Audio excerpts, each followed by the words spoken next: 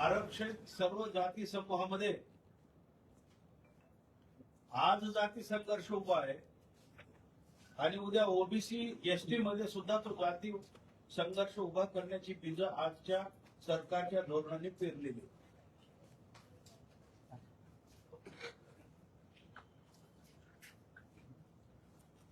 सरकारने खरं तर या विषयावर एक जातीय विचार न करता पूर्ण आरक्षणाचं एकूण आरक्षणात येणाऱ्या जाती आहे त्या जातींच्याकडे बघून ही भूमिका घ्यायला पाहिजे होती. परंतु केवळ राजकीय सौद्यासाठी राजकीय फायद्यासाठी मातंग समाजाला उपवर्गीकरणातून आरक्षण देण्याचं त्यांनी मान्य केलं. सरकार विचार करत, मला वाटतं हा सरकारचा विचार चुकीचा आहे.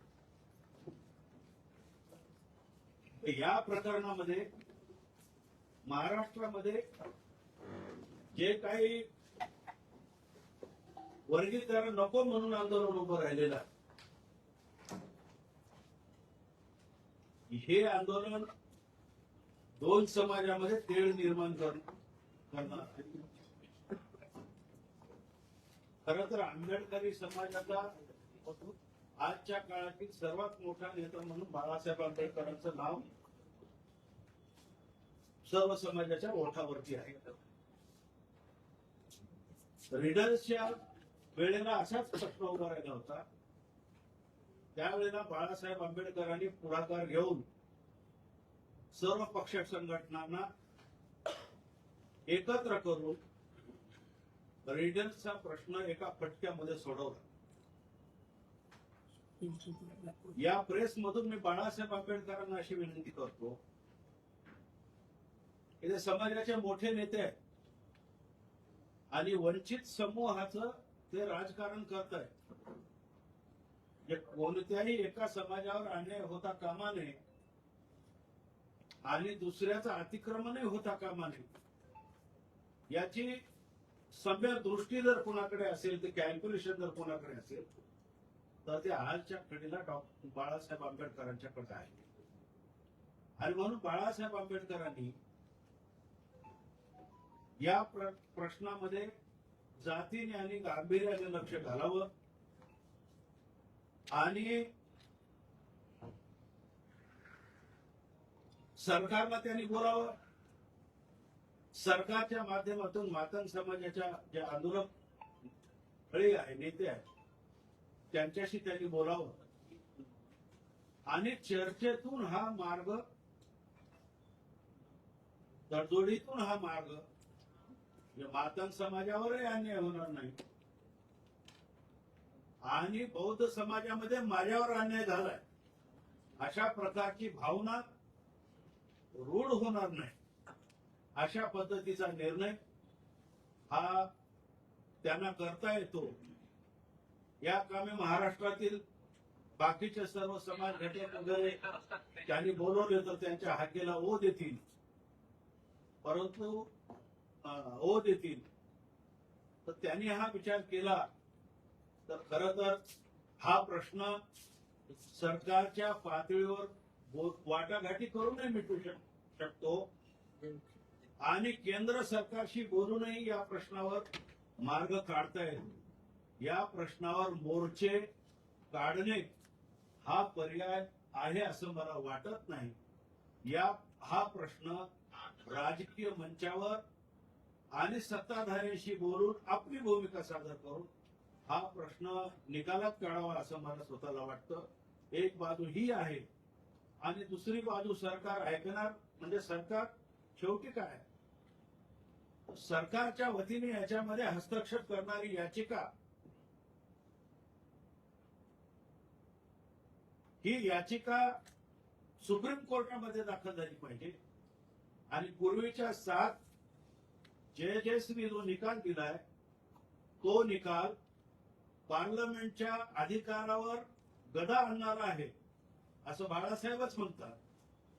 तर पार्लमेंटच्या अधिकारावर गदा आणणारा जर निर्णय असेल तर मग या निर्णयाने असंही होईल की कायदा हायकोर्ट मोठं की कायदा करणारी सभागृह मोठी, हा एक वेगळाच म्हणजे गर्भामध्ये वाद होईल. पण बाळासाहेब आंबेडकर या बाबतीत खूप निष्णात आहे आणि त्याने ही भूमिका जर घेतली तर हा प्रश्न निकालात येऊ शकतो, संवैधानिक मार्गाने निकालात येऊ शकतो आणि न्यायालयीन मार्गाने निकालात येऊ शकतो. परंतु आजची जी ही परिस्थिती आहे ही परिस्थिती चिंताजनक आहे आणि म्हणून आम्ही दोन्ही समाजाला असं आवाहन करत आहोत की एकमेकाच्या समोर उभे न ठाकता हा प्रश्न सरकारच्या पुढे मांडावा आणि सरकारच्या पद्धतीनं आता जे आंदोलक नेते आहेत यांनी सरकारकडे आपली बाजू मांडावी, त्यांनी सरकारकडे बाजू मांडावी आणि हा चर्चेतून सन्मान्य तोडगा काहीतरी या प्रश्नातून काढावा अशी आमची या प्रकरणामध्ये भूमिका आहे. ती भूमिका आपल्या माध्यमातून जनतेमध्ये जावी अशा प्रकारची मी आपल्या सर्वांना विनंती करतो.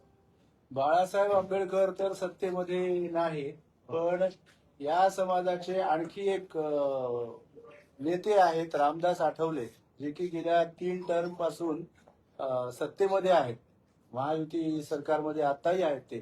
तर त्यांच्याकडून काही अपेक्षा आपल्या?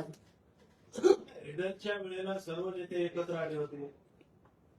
बाळासाहेबांनी पुढाकार घेतला तर रामदास आठवले येतील, योगेंद्र पवार येतील आणि इतर सर्व जे काही सामाजिक संघटना या प्रश्नावर काम करतात ते सर्व नेते येतील. पण त्या नेत्यांना सन्माननित्या बाळासाहेब आंबेडकरांनी पाचारण करावं असं मला स्वतः तेलंगणा, कर्नाटक या राज्यामध्ये पूर गिरणाने लागू केले त्या सरकारने. इथला असा वाद का पेटला, तिथं वाद झाला नाही का त्या राज्यामध्ये? कारण आपल्यापेक्षा कर्नाटकामध्ये आणि तेलंगणामध्ये पर्सेंटेज जास्त आहे. नाही, त्या राज्यामध्येही वाद होते पण ते न्यायालयीन होते आणि त्यांचा तो न्यायालयीन लढा अजूनही चालू आहे. म्हणजे मागाम अधिकाराचा लढा तेलंगणामध्ये आरक्षण दिलं तरी चालू आहे ना, आणि कर्नाटकामध्येही तो लढा न्यायालयीन चालू आहे. आता हा लढा प्रांतावर लढला जात नाही. मुंबईचा हायकोर्ट किंवा कर्नाटकाचा हायकोर्ट काय करणार? त्याला सुप्रीम कोर्टाच्या फुल बेंच समोर नेणे हाच एक पर्याय आहे. आणि ते केव्हा घडू शकते तर महाराष्ट्रातील आणि इतर देशातील जे नेते आहेत त्या नेत्यांना एकत्र करून पंतप्रधानांच्या कानावर एक गोष्ट टाकावी आणि त्यांनी सरकारच्या वतीनं पार्लमेंटच्या अधिकारावरच जर गदा येणार असेल तर मग पंतप्रधान काय करणार आहे? आमचा पंतप्रधान पार्लमेंटला बांधील राहून काम करणार आहे की सुप्रीम कोर्टाला बांधील राहून काम करणार आहे? पार्लमेंटला बांधील राहून त्यांना जर काम करायचं असेल तर मग त्यांनी फुल बेंच समोर अपील केलं पाहिजे याच्यामध्ये, बरोबर आहे. आणि पार्लमेंट ते जर करणार नसतील तर पंतप्रधान आणि एकूणच भारतीय जनता पक्ष फडणवीस वगैरे हे जे आहेत यांच्याबद्दल आधीच समाजामध्ये चुकीची भावना करतो आणि त्या रोषाला त्यांना सामोरं जावं. 9 तारखेला जो मोर्चा निघतोय आणि आपण सांगितले की मोर्चे काढून पर्याय नाही, तर हे सरकारवर दबाव येणार नाही का मोर्चाद्वारे? मोर्चाद्वारे सरकारवर दबाव निश्चित येईल, पण दबाव निर्माण करण्याची जी भाषा आहे ती भाषा वापरली जात नाही. तर एका समाजाला आपल्या समोर उभं करणारी चॅलेंजिंग भाषा वापरली जाते आणि त्याच्यामुळे मोर्चे काढणाऱ्यांचा हेतू काय आहे?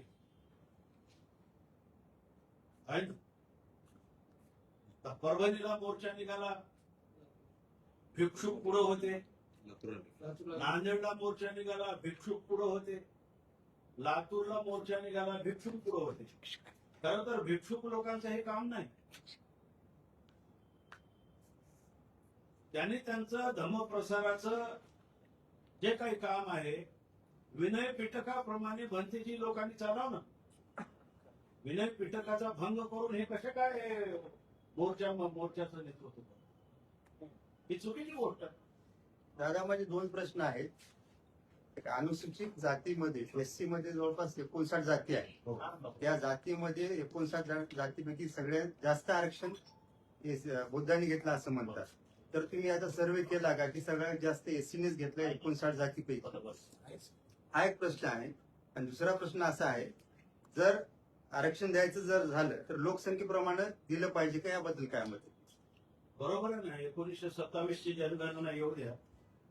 त्या जनगणनेमध्ये ज्याची त्याची लोकसंख्या कळेल आणि त्याच्याप्रमाणे आरक्षण देता येते का हे तपासून बघावं. आहे ना. आरक्षण जनगणनेवर अवलंबूनच असायला हवं.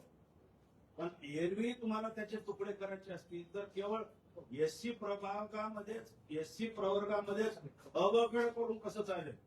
उद्या ओबीसी मध्ये अबकड होणार नाही. उद्या एसटी मध्ये अबकडची मागणी पुढे येणार नाही.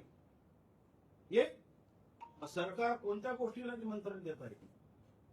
सरकारला जातीय यादी माजवायची आहे का?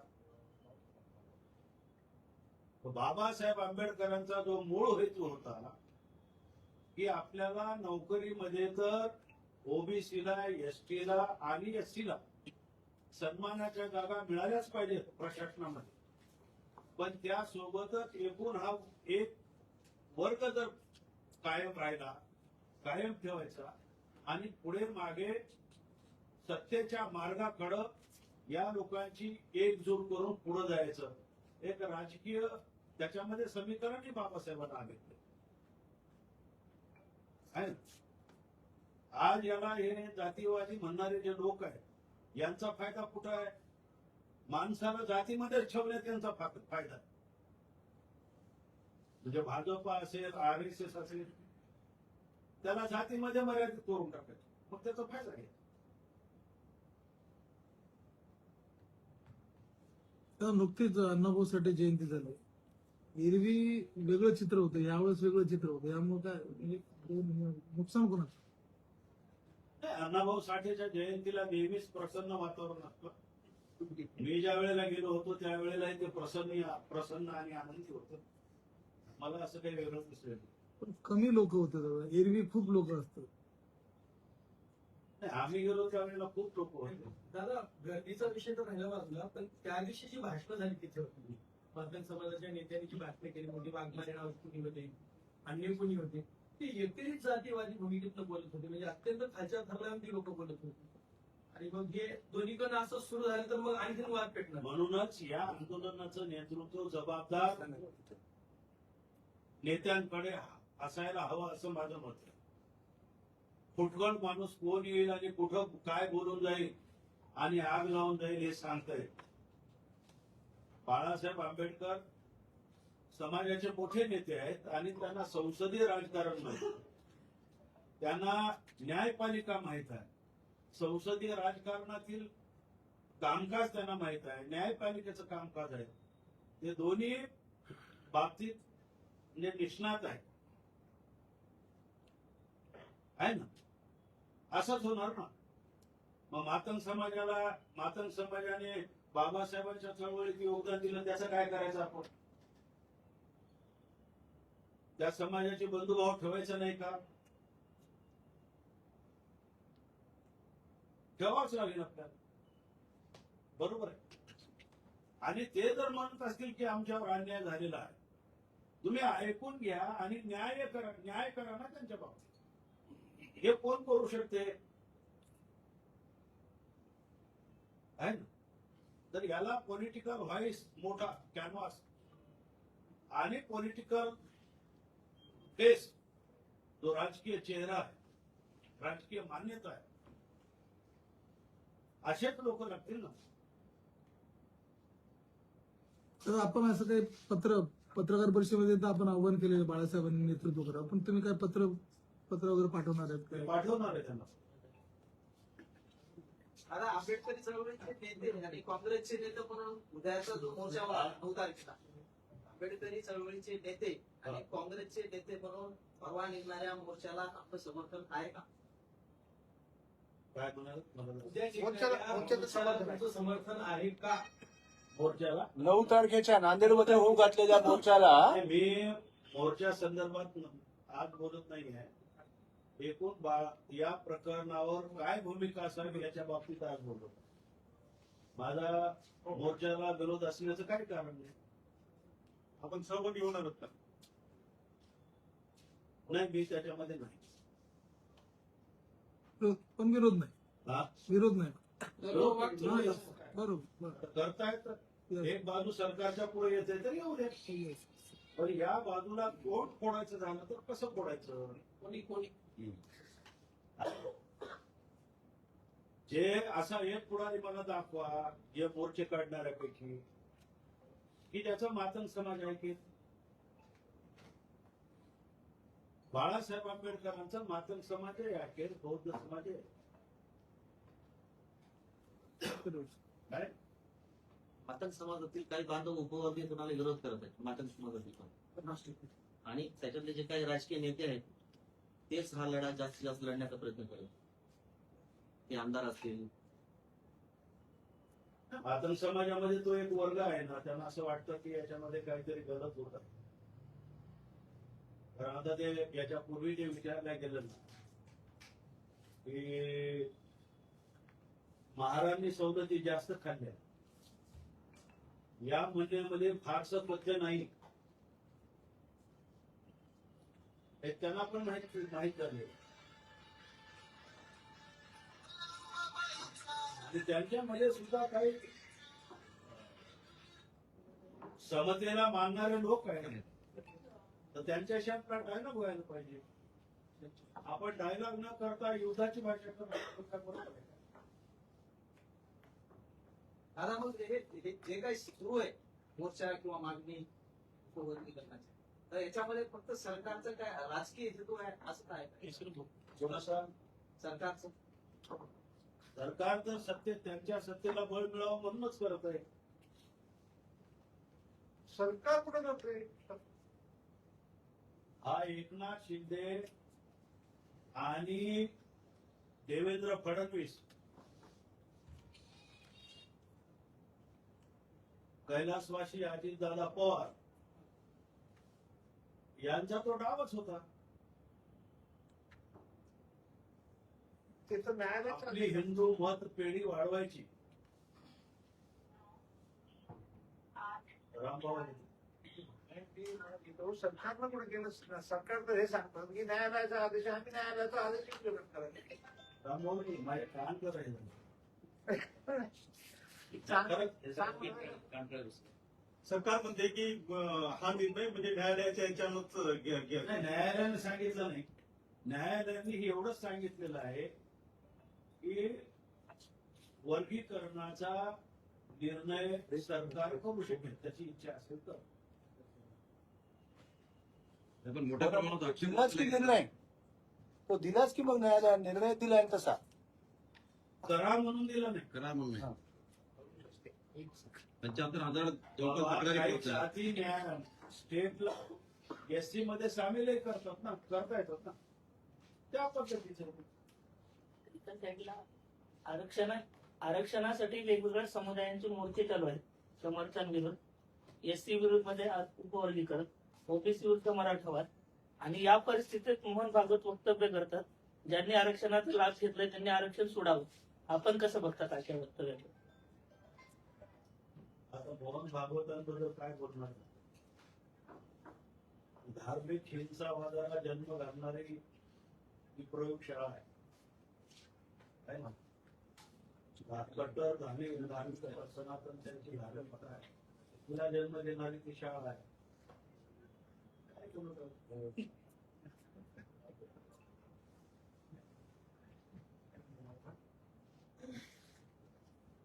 तर या आंदोलनामध्ये प्रकाश आंबेडकर उडी घेतील का तुम्हाला वाटते का? त्यांनी घ्यावं असं तर माझं म्हणणं आहे. हा. कारण हा प्रश्न चिघळला तर याचे दुष्परिणाम खूप होतात. ते दुष्परिणाम टाळायचे असतील तर बाळासाहेबांनी त्याच्यात भूमिका घेतली.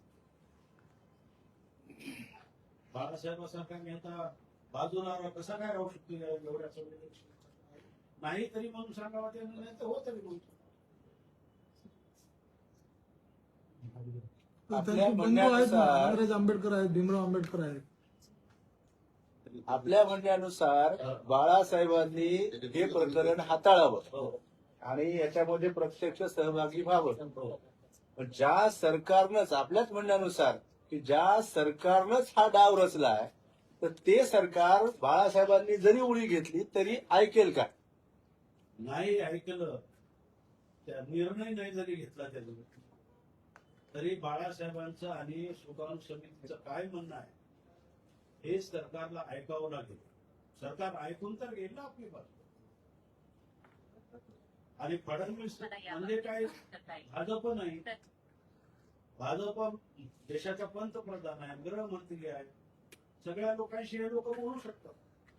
साहेब दादा 2 दिवसाखालीच सामाजिक न्याय मंत्र्यासोबत 59 जातीचे पूर्ण नेते मंडळीची बैठक पडलेली. याच्यामध्ये काय जोरात बोलवा. 59 जातीचे नेते 2 दिवसाखालीच सामाजिक न्यायमंत्री शिरसाट साहेबांसोबत चर्चेत झालेला आहे. त्याचा खुलासा अजून काय आलेला नाही. त्याच्याबद्दल काय म्हणतात?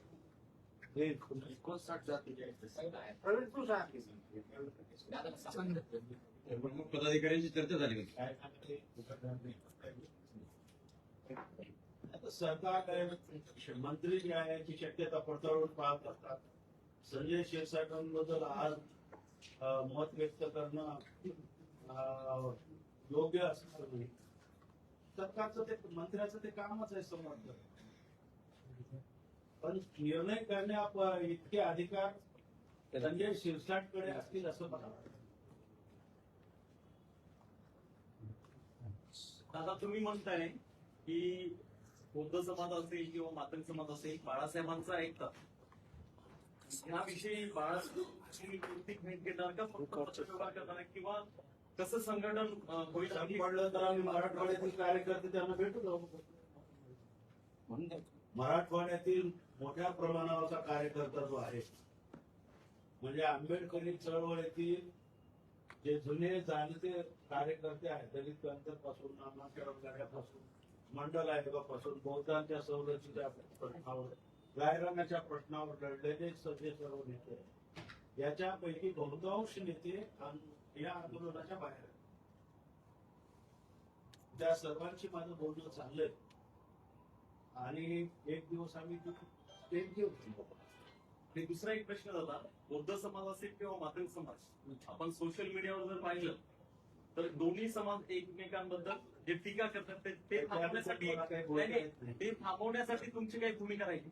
मी एवढंच मध्ये विनंती करेन की दोघांनी बोलू नये आणि वातावरण बोलू. त्याबद्दल आपले सर्वांचे